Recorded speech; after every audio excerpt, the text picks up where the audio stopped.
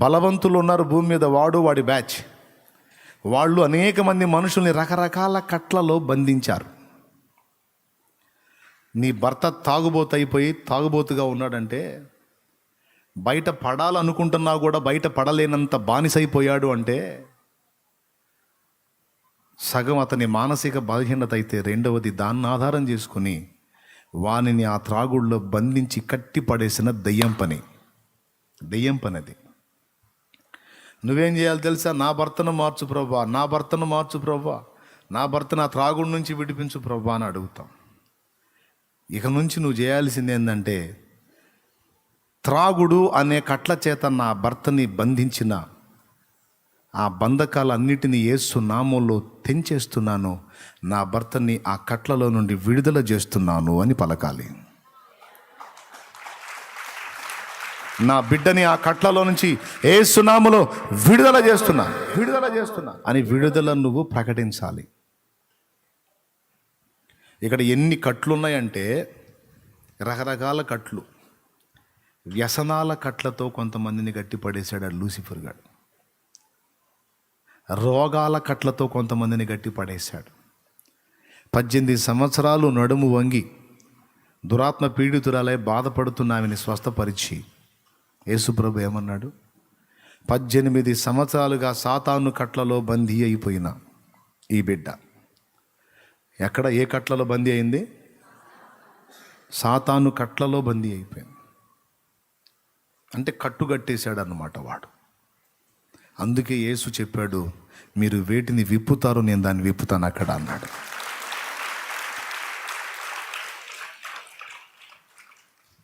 అంటే సంవత్సరాలుగా రోగపు కట్లలో బందీలైపోయిన వాళ్ళు కూడా ఉన్నారని గుర్తించాలి.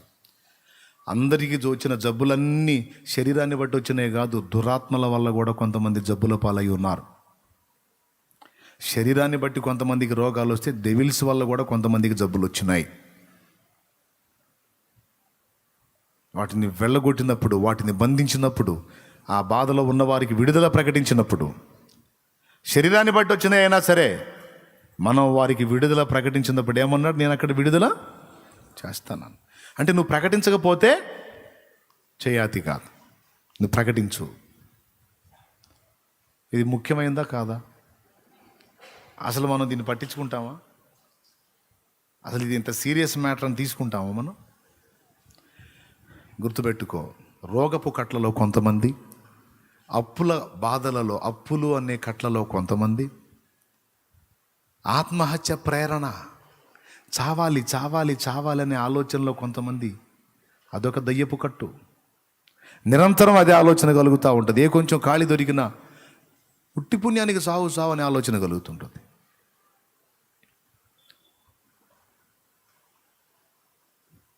కొంతమందికి వ్యభిచారపు తలంపులు, వ్యభిచారపు ఆలోచనలు, విచ్చలవిడి లైంగిక పాపాన్ని కూర్చున్నటువంటి తలంపులు, అదో కట్లు. అది తప్పురా, అది ఆలోచించకూడదు అట్లా అంటే, ఏమో నాకు అదే ఆలోచనలు వస్తున్నాయి అంటాడు. కట్టి పడేసింది వాడిని అందులో. ఇక వాడు దాని చుట్టే తిరుగుతూ ఉంటాడు అన్నమాట. ఇక దీన్ని బట్టి ఆలోచించుకోండి. ఇక మీరు ఏది నీకు ఒక వ్యసనంగా మారిపోయిందో, దేనికి నువ్వు బానిస అయిపోయావో, ఏది నీకు మనశ్శాంతి లేకుండా బంధించి పడేసినట్టుగా దాని నుంచి విడుదల పొందలేని స్థితిలో బందీవైపోయి ఉన్నావో, అవన్నీ కూడా అపవాది నీకు కట్టిన కట్లే. నీ పిల్లలు దేనిలో బందీలు అయిపోయారో వాడి కట్లలో వారు బందీలు అయిపోయారు. గుర్తుపెట్టుకో. నీ ఇంటివారు, నీ సమాజపు వారు అందులోనే బందీలు అయిపోయి ఉన్నారు. ఒక గ్రామానికి నువ్వు వెళతావు, ఒక వీధికి నువ్వు వెళతావు, వెళ్ళి డైరెక్ట్గా అక్కడ ఉన్న వాళ్ళకి దేవుని గురించి చెప్పబోతావు, వాడు వినడు. ఒకవేళ విన్నా మొహమాటానికి సగం విన్న తర్వాత ఏది కీలకమైన మాట ఉందో వాడు ఆలోచించేది, ఆ మాట వాడికి నువ్వు చెప్పబోయేంతలో ఏదో ఒక డిస్టర్బెన్స్ వచ్చింది. ఎంతమందికి ఉంది అనుభవం? ఏదో ఒక అభ్యంతరం వచ్చేసిద్ది, ఆటంకం వచ్చేసిద్ది. చెప్పుకొచ్చి ఈ ఒక్క మాట వీడి చెవిలో పడితే వీడి ఆలోచనలో పడే అవకాశం ఉందన్న ఏ మాట ఉంటుందో ఆ మాట నువ్వు చెప్పబోయేసరికి వాళ్ళు లేచి వెళ్ళటమో, ఎవడో ఒకడు వచ్చి పిలవటమో, ఏదో ఒక శబ్దాలు రావటమో, ఏదో ఒక డిస్టర్బెన్స్ రావటమో, వాడి ఫోన్ రింగ్ అవ్వటమో, ఆడికి సంబంధించిన వాళ్ళు పిలవటమో, లేకపోతే ఆడి కడుపులో నొప్పి రావటమో, ఆడు అర్జెంటుగా నేను వాష్రూమ్కి వెళ్ళొస్తానని పోవటమో, ఆడు పోయి వచ్చి మళ్ళీ వచ్చిన తర్వాత ఆ 2 ముక్కలు చెప్తానంటే ఈసారి వచ్చినప్పుడు నేను వింటాలే అని పోవటమో జరిగినాయా లేదా? అదే వాడికి ఒక సినిమా స్టోరీ చెప్పు నువ్వు. అదే వాడికి ఏదన్నా పక్కోడు చెడిపోయిన వారని చెప్పు, వాడి తిట్ట చేశాడంట అని చెప్పు, వాడి ఫోన్ రింగ్ అవ్వదు, వాడి కడుపులో నొప్పి అప్పటిదాకా ఉన్నా కూడా నువ్వు ఎప్పుడైతే ఈ లేకి మ్యాటర్ మొదలు పెట్టావో వాడికి స్వస్థత వచ్చింది. అర్థమైందా? అప్పటిదాకా వాడి విపరీతంగా నొప్పితో బాధపడేవాడు కూడా అట్లా అప్పటిదాకా వామో వాయో అనేవాడు కూడా. అదే దయ్యపు స్వస్థత అన్నమాట. అదే నువ్వు దేవుని గురించి చెప్పేవాడికి అప్పటిదాకా ప్రశాంతంగా ఉన్నవాడు కూడా ఎక్కడలేని బాధ వచ్చింది. ఏం జరుగుతుందో ఆలోచన రాలేదా? ఏం జరుగుతుందో రాలేదా? అర్థం కాలేదా? చాలా చోట్ల చూసా. వాక్యం చెబుతానా, పల్లెటూళ్ళలో పోయి కూటం పెట్టి క్లైమాక్స్కి వచ్చిందాక వాళ్ళు ప్రశాంతంగా కూర్చొని వింటుంటారు. ఏదైతే టర్నింగ్ పాయింట్ ఉంటుందో, అసలైన విషయం ఏదైతే ఉంటుందో అది ఓపెన్ చేయబోయే ముందు గొల్లుమని లెగుస్తారు గొడవ. అప్పటిదాకా ప్రశాంతంగా ఉన్నోళ్ళే అన్యులు ఆ చుట్టుపక్కల కూర్చొని ఉంటారుగా, ఈ ఇళ్లలోకి పోయి కొట్టుకొని బయటకు వస్తుంటారు. ఒక ఇంట్లో కొట్టుకుంటే చాలు ఇక అన్ని ఇళ్ళు అటే చూస్తాయిగా. ఏదిరా అరే సుబ్బారావు ఇంటి కొట్టుకుంటారంట, ఇక్కడ నేను చెప్పేది పోయిద్ది. ఎందుకంటే ఇందాక బాగానే ఉన్నారుగా, ఏం జరిగింది? ఇక్కడ దృష్టి మళ్ళీ పోతుంది. నేను గమనిస్తూనే ఉంటాను. అప్పుడు దెయ్యాలు నవ్వుకుంటాయి అన్నమాట. అంటే మీకు కనపడగా నాకు కనపడతాయి. మా ఊరు వచ్చి మా దగ్గరికి వచ్చి ఇన్ని సంవత్సరాలుగా వీళ్ళందరినీ కష్టపడి చెడగొట్టుకొని ఒక్కొక్కరిని కట్టేసి అంతని కూర్చోబెడుతురే, నువ్వు వచ్చి అంత సింపుల్గా ఓపెన్ చేసుకొని పోదా అనుకున్నా.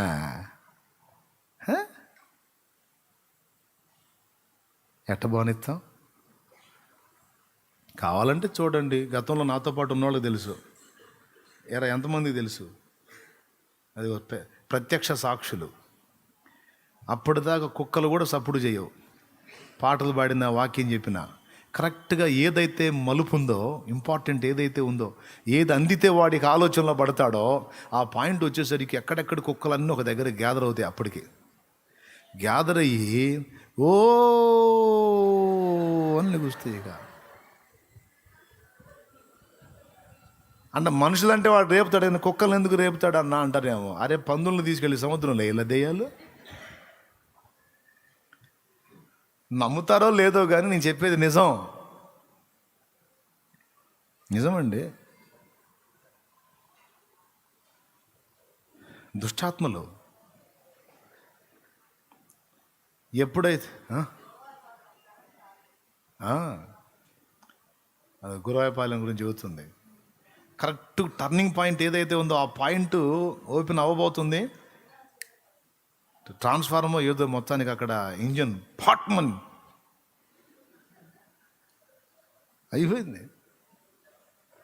ఒకచోట వాక్యం చెబుతున్నా, సాక్ష్యం చెబుతున్నా, ఒకడే వచ్చాడు. అసలు అక్కడ ఒరిజినల్గా వాటి కంచుకోట అన్నమాట. అది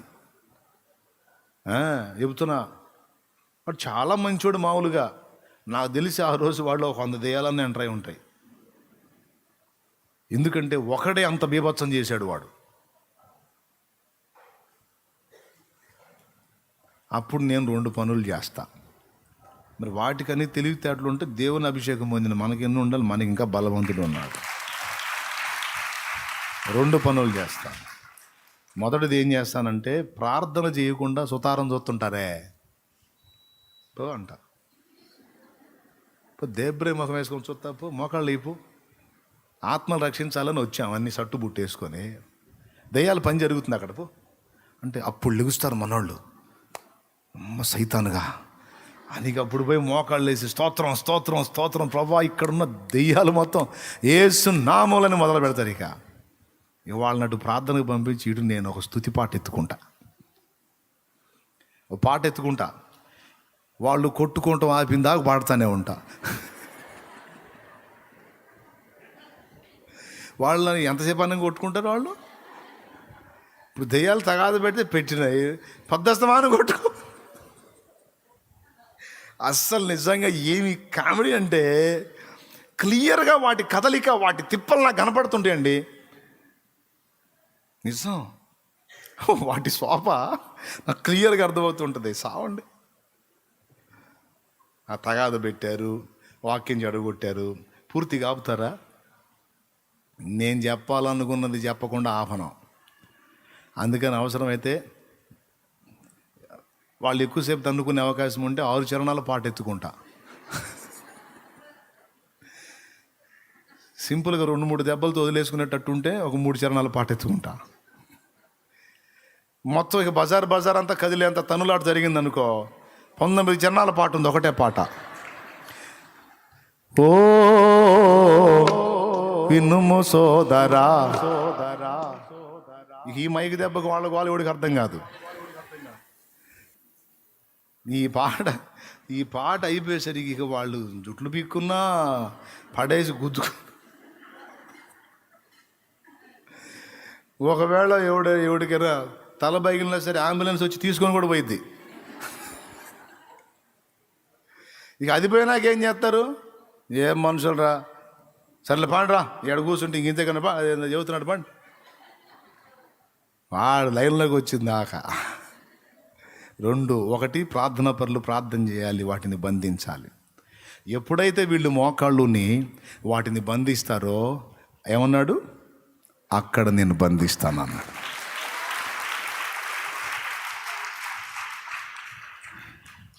రక్షణ కొరకు ఆత్మలను, ప్రభువా వాడు కట్టిన కట్లలోంచి ఆత్మలు బయటికి రావాలి యేసునామములో. విడుదల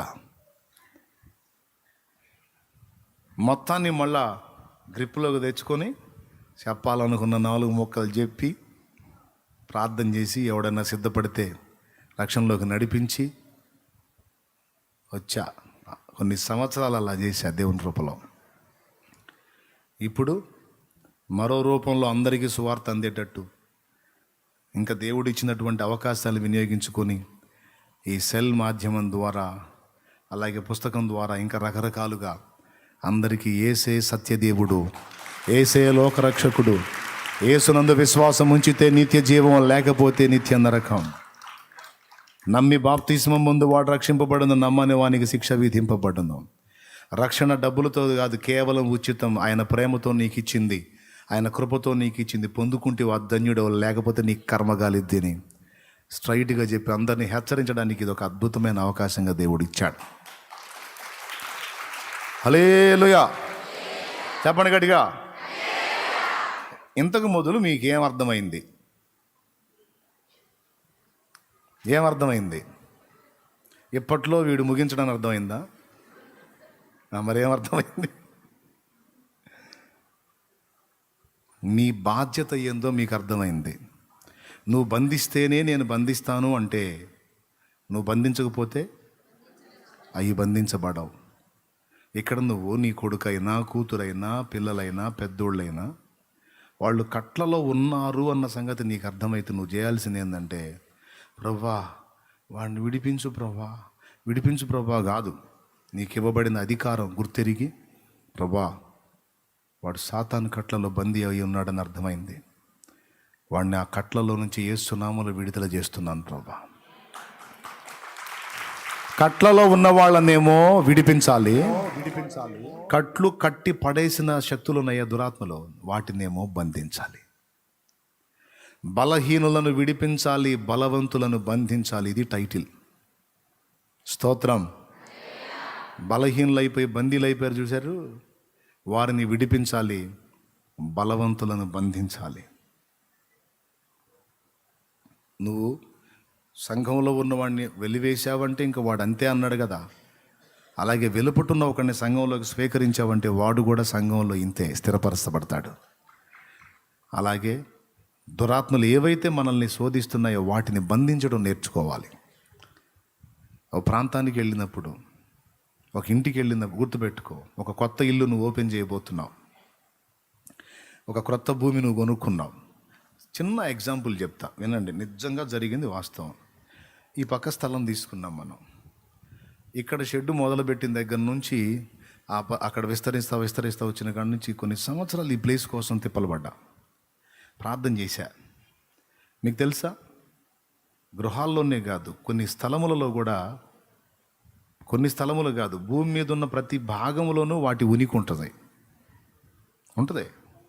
నేను చెప్పే మాటలు కొంతమందికి చేదస్త మాటల్లాగా అనిపించవచ్చు, కానీ నేను చెప్పేది నిజం. చేదస్త మాటలు కాదు. ఈ లోకము దాని మహిమ నాకు ఇవ్వబడింది అన్నాడు లూసిఫరు. అందులో ప్రతి భాగము వాడు ఆక్యుపై చేసుకొని ఉన్నాడు. ప్రతి ప్రదేశములో వాడి దురాత్మల ఉనికి ఉన్నది. గుర్తుపెట్టుకోండి. ఇక్కడ చాలా రోజులుగా ప్రార్థన చేస్తున్నా. చివరికి ఎంత తిప్పలు పడ్డా అది అందుబాటులోకి రావటల్లా. ఎట్టకేళ్లకు చివరికి మొత్తం మీద తనే ప్రార్థన చేశాను. దేవుడు ఆ స్థలం ఇచ్చాడు. ఈ ప్రక్కది మీ గతంలో కూడా చెప్పాను, ఒక 70 సెంట్ల స్థలం అని వచ్చింది. ఒక్క మొక్క వినండి, నేను ప్రార్థన చేసేస్తా. వచ్చిన తర్వాత ఈ షెడ్లు మనం పెంచాలనుకున్నాం కదా. నేను హైదరాబాద్ జర్నీలో ఉన్న రోజు ఏదో పని మీద, అది పని మొదలుపెట్టారు. అక్కడ మట్టి దోలిచ్చే కార్యక్రమం మొదలుపెట్టారు. మట్టి లారీలు వచ్చి మట్టి మోస్తున్నాయి. అంతకుముందు ఆ పైకి చాలా లారీలు పోయినాయి. ఎవ్వడికి ఏమీ ఇబ్బంది లేదు. ఆ ఎదురు రోడ్డు నుంచి చాలా లారీలు వచ్చినాయి, ఎవ్వరికి ఏమీ ఇబ్బంది లేదు. ఈ ప్లేస్లో మట్టి పోయడానికి ఎప్పుడైతే లారీలు వచ్చినాయో ఇక్కడ ఓ సమూహం లేచింది. ఏయ్, ఇటు రావటానికి లేదని రోడ్డు మీద అడ్డంగా గందరగోళం సృష్టించారు. మాకు ఆశ్చర్యం. ఆ పైన అంతంతలో ఆ బిల్డింగులు కట్టి ఒక్కొక్కడు ఎన్ని లారీలు తోలుకున్నారు. ప్రశాంతంగా ఊరుకుని ఈ లారీలు రాగానే ఎందుకు లేచారా మనోళ్ళు తెల్లముఖం వేసుకొని చూస్తున్నారు. ఎట్టనో మాట్లాడి సంజాయించి వీళ్ళని ఆపి ఏదో పోనించడానికి అవకాశం ఏర్పరచుకుంటే అక్కడ లేచింది ఒక సమూహం. అర్థమైందా? ఎర్ర రోడ్డు మట్టి రోడ్డు ఉంది కదా, ఆ ఎంట్రన్స్ అక్కడ లేచింది ఒక సమూహం. అసలు వాళ్ళు ఇళ్లలోంచి బయటికే రారు. అసలు అలాంటి వాళ్ళు వచ్చి నడి రోడ్డు మీద లారీ వెళ్ళటానికి వీల్లేదు, నేను పోనేను.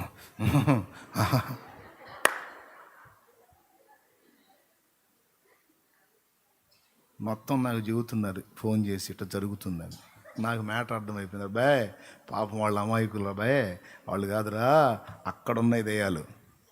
అర్జెంటుగా మీరు పోయి కొంతమంది సేవకులు వెళ్ళి ఆ స్థలంలోకి వెళ్ళి ఆ దురాత్మలను బంధించండి అన్న.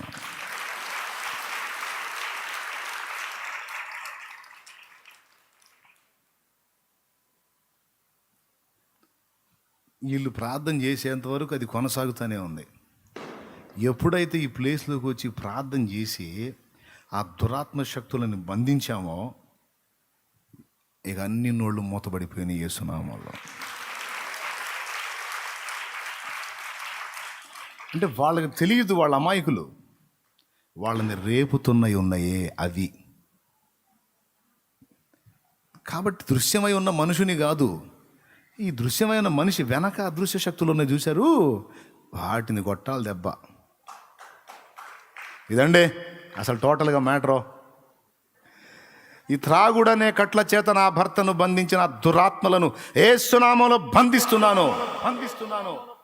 నా భర్తను విడిపిస్తున్నా యేసునామంలో, నా బిడ్డని విడిపిస్తున్నా. అలాగే ఏ కట్లలో ఎవరు బందీలేరు వారిని విడిపిస్తున్నా యేసునామంలో. ఒకటి విడిపించాలి. నువ్వు విడిపించితే, నువ్వు విప్పితే, నువ్వు బంధిస్తే. అబ్రహాంతో ఏమన్నాడు? నీవు అడుగుపెట్టు చోటెల్లా ఆశీర్వదిస్తా, నీకు ఇచ్చేదని అన్నాడు కదా. మరేంది అసలు మొక్క పోగొట్టారు. నీవు అడుగుపెట్టు చోటెల్లా పెద్ద చెప్పండి. ఇస్తా అన్నాడు కదా. ఇవ్వాలన్నా ఆశీర్వదించాలన్నా ముందు అడుగుపెట్టు చోటెల్లా ఆశీర్వదిస్తుంటే అడుగు పెట్టకపోతే, అడుగుపెట్టు చోటు నీకు ఇస్తానంటే అడుగు పెట్టకపోతే ఆపోజిట్లో ఆలోచించుకొని చూడు, మ్యాటర్ అర్థమైపోయింది, నీ కర్తవ్యం నీకు అర్థమైద్ది. ఇంతే సంగతులు.